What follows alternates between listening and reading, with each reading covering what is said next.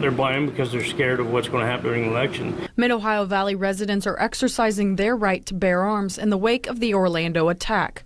Some for protection, others for sport. Hobbies are like, they're all the same. You always got to have bigger and better. more the same. But this gun owner isn't worried about the possibility of the banning of guns. That's a pipe dream that liberals have had for quite some time. This country's history is built on guns. It's not the guns any more than when somebody gets hit with a car out there. You don't ban cars. In a speech Tuesday, President Obama did not talk about banning guns as a whole, but a certain type of gun. Enough talking about being tough on terrorism. Actually be tough on terrorism and stop making it easy as possible for terrorists to buy assault weapons. Reinstate the assault weapons ban. Make it harder for terrorists to use these weapons to kill us. Local gun shops say this is why so many people are going out to buy guns, and people with guns on hold have to make a decision. A lot of the distributors right now are saying, look, if you have an order in, either you tell me to send it, or we're going to put it back on the line, and whoever wants to buy the guns gets first choice. Money talks, in other words. Mahoney says things will only get worse if guns are outlawed. But when you ban guns, crime's going to go through the roof. Hannah Chenetski, WTAP News, Washington County. You may notice that this video doesn't look like it's in a hospital, and you would be right. Brittany Godwin says her contractions hit her out of the blue at 2 in the morning on Monday. And I told him, I said, we need to go to the hospital now. And he thought I was kidding. He's like, you were fine a half hour ago, and there's not much time difference there. Brittany got in an ambulance and was on her way to Camden Clark. She says they weren't even out of Harrisville, where they live, when she felt the baby coming. So she warned the EMT with her what he would have to do. And I said, have you delivered a baby before? He said, no, I've only cut an umbilical cord. And I said, well, you're about to. Not even 10 minutes later, she says her water broke and the EMT told the driver to pull over. And before the driver could even get out of the truck and around, I had already had him. They drove the rest of the way to Camden Clark. Little Roman was healthy and he had no issues. And Mommy was fine too. So fine, she was able to film the whole ordeal. She was just as cool and collected as can be. I mean, it was unbelievable. She was asking them their names and like panning the camera different directions. And at the very end of the video, I was like, congratulations, guys, you delivered your first baby today. Certainly a Labor Day they will never forget. Hannah Chenetski, WTAP News, Parkersburg. You have to have a willing heart and a good car, and that's really all it takes. It's called the Road to Recovery, a totally free, volunteer-based program put on by the Wood County American Cancer Society. Drivers pick up patients and take them to their treatments. They cannot fight cancer if they are not able to get to treatment. And there are a lot of people out there that can't get to treatments. Maybe they're too sick to drive if they do have a car. Maybe they have no family that will take them. And they just need our help. It's at no cost to the patient, and drivers only need insurance, a working car, a valid license, and the Cancer Society says a good heart. We need more drivers to come in and step up and say, yeah, I can volunteer my passenger seat for cancer. One cancer patient says it is a big stress relief knowing she always has a ride. The drivers, transportation, they're all very, very nice. With 7 drivers, the program is looking for more. Drivers don't have a set schedule. You just drop off the patient and take them home after. One driver says it will make you feel good knowing you're making a difference. It's just the thing to do. I would do this personally if there wasn't a program, just because patients need help. And you might think, well, it's never going to be me. I could always get so-and-so. You might be surprised. Hannah Chenetski, WTAP News, Parkersburg. Sheriff's Office, Dispatch Massey. 3 different public service answering points around Washington County answer 911 calls every day, with all calls from a cell phone going to the sheriff's office, causing the 911 centers to lose money they were getting from landline calls. We're averaging about 26,000 phone calls a year. That's 73 a day. The sheriff's dispatch handles about a little over 20,000 of those, and this has been over a 3-year period, so you can just see it. It's just, I mean, the numbers are almost just dead consistent. County commissioners are proposing a .35 mil levy for the November ballot, costing the average homeowner about $12 per year. The money would go to operations of the Marietta and Belpre police departments and the sheriff's office, as well as salaries for 4 dispatchers for the 18 fire departments the county covers. That's where the majority of them are from. They're not, hey, we've got an active shooter, or an ammonia tank just blew up, or I just had a car wreck. Yeah, most, literally, probably 75% of the phone calls that are received through the sheriff's dispatch are for the local fire departments. Law enforcement is also looking to incorporate next generation 911. This would allow people to text or send pictures to 911 in the event of an emergency. But the technology costs anywhere from $300,000 to $400,000, which along with operations and salary costs would be covered by the levy. We've looked at state grants that are up in the air. Most of those are competitive. There was a $10 million emergency grant that was available to the counties up through last month, and the Sheriff's Department put in a bid for one of those, and we didn't get anything. Hannah Chenetski, WTAP News, Marietta. Patsy Sparks disappeared in April of 1992, and her remains were found 32 months later by hunters in Noble County. Her killer was never found, and now the Washington County Cold Case Unit is looking back into the case. Justice was found for Pat Arnold and Ray Clark, and now it's Patsy's turn. We only will work one case at a time, and that's what brings us up to this date on the new case that we are now working. The unit is made up of 5 individuals, and they met to discuss strategies before deciding to pursue this case. We look at the solvability of the next case, and then we'll look at that. We present that to the sheriff, and then the sheriff will make the final decision as to what he wants us to do. All 5 men will work on this case until it is solved. And as for Patsy's family, a lot has changed for them since April of 1992. Somebody that doesn't have this kind of thing happen to them, that really doesn't understand how much it changes. Like, I was only 14 when this happened, so it changed like my whole outlook. And knowing that somebody got away with that is a really hard pill to swallow. So how do you see the world after you lose a relative and never know why or how? The world wasn't such a nice place anymore. You know, you didn't go out at night, you didn't go alone. You didn't trust, you know, kind of steals the trust away from, you know, it changes things a lot. Whipke says Patsy didn't know a stranger and was well liked by everyone. That's how she wants people to remember her. She was a lot of fun, always smiling. She's just a really good person. Hannah Chenetski, WTAP News, Washington County.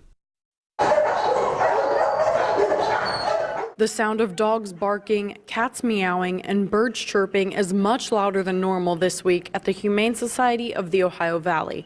Not just because of the normal intake the shelter sees each day, but because there are 4 open animal cruelty cases in the county, just from this month alone. With those cases, approximately 150 plus animals have been taken in, and that's with the humane officers, the Washington County Sheriff's Office, and the Marietta City Police Department. So that on top of the normal intake that the Humane Society sees is completely detrimental to the shelter, and they need help. They need fosters, they need food, they need donations, supplies, anything would be great. 22 of those animals came in just Tuesday night, and the executive director says it hasn't been easy. It's been a challenging week, but what I think we've learned is that we play a very vital and important role in the community, and the service we provide is very needed.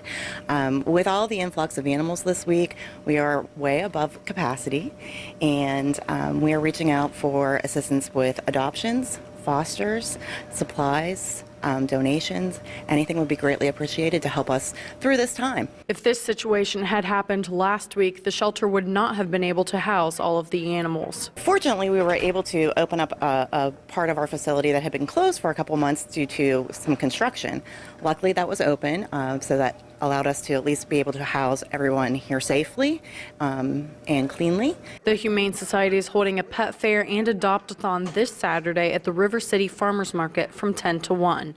Hannah Chenetski, WTAP News, Marietta. This was one day going to happen, We just didn't know when. Jay Yost lost his leg at hip level in December 2014 after being run over by a bulldozer. And now, thanks to what's known as the power knee, he is learning to walk again. I've kind of gotten comfort to the security of being in a wheelchair and and being able to have assistance from my wife and from family and friends. Yost died twice being airlifted to the hospital. His prognosis was not good. Then, months later, they decided to try the power knee, which has only been used twice before for this type of amputation. I don't have a hip or pelvis. I have no bone structure on this side, so that's why I have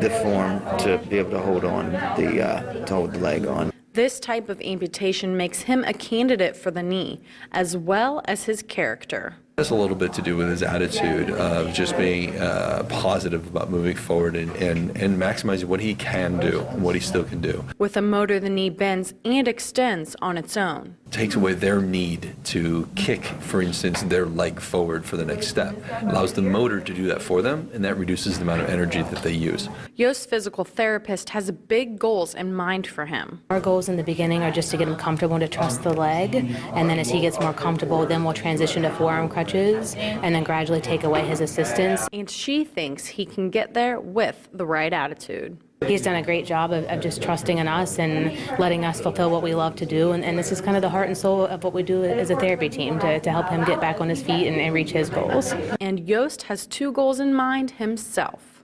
Dance with my wife and get back on my Harley Davidson. Hannah Chenetski, WTAP News, Marietta. Unique to this area because we usually don't have that. It was kind of one of them drop-in storms.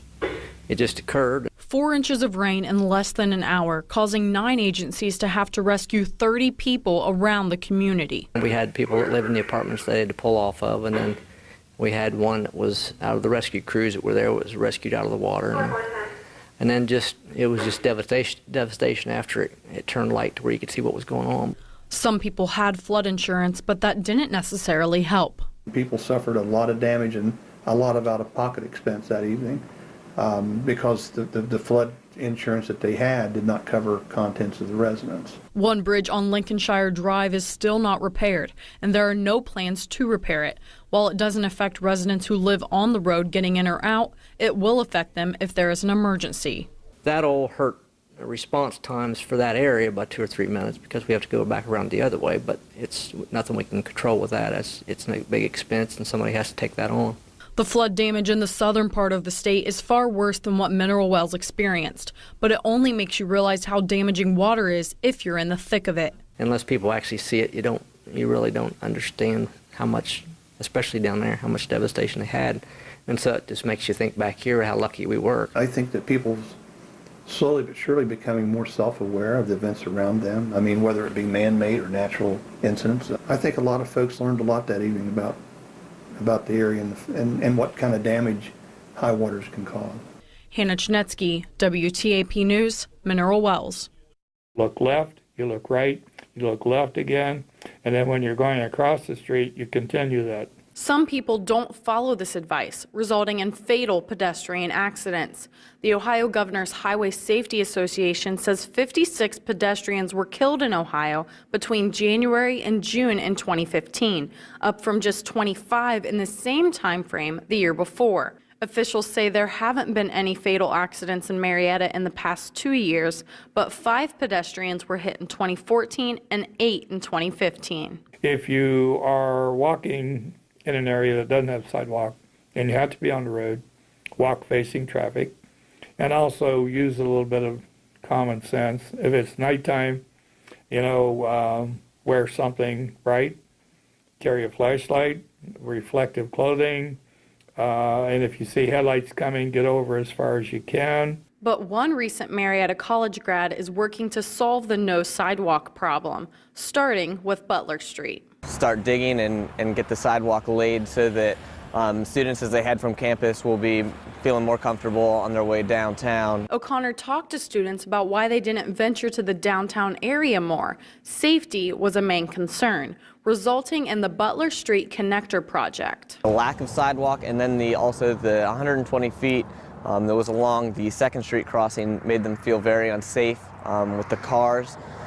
So based on the safety concerns, we felt that this was necessary to first get the sidewalk completed, and then we're going to start working on the 2nd Street crossing to try and make that feel safer for students as well. O'Connor says construction on the sidewalk project will begin April 4th, and it is a community effort. Hannah Chenetski, WTAP News, Marietta. Here we sit on extraordinary resources, great opportunity. It is referred to as a game changer by all parties involved. Shale Crescent USA is an economic development initiative to encourage business growth in the MOV, based upon what the director says are 3 world-class assets. The lowest cost natural gas and energy in the United States, and in the world for that matter. Secondly is our water. The Ohio River is, people just don't realize how big it is. And we have a lot of water for manufacturing and transportation. And thirdly, the proximity to market. We are within a day's drive of 50% of the U.S. population and over 50% of the Fortune 500 companies. Schwendeman says this initiative will create thousands of new jobs the Valley needs. Businesses ought to come here, but manufacturing companies, petrochemical companies, we want to bring to our area high-paying blue-collar jobs because we think that's what sustains communities and actually advances communities. As an educator, Youngstown State University President Jim Tressel sees this as a huge opportunity for students all over the country. Being a college president and making sure that we can get things ready for our graduates and the graduates of all the institutions around the state and the nation, and make sure that we can compete in this world. This is an exciting initiative that's happening. We're so blessed here in the eastern edge of Ohio and the western edge of Pennsylvania and on into West Virginia. Supporters say the multi-state initiative offers companies highway access to more than half of the U.S. population, navigable rivers, rail access, a trained and educated workforce, low natural gas prices, a commercial airport, and a low cost but high quality of living. They say it is affordable and priceless. Hannah Chenetski, WTAP News, Marietta.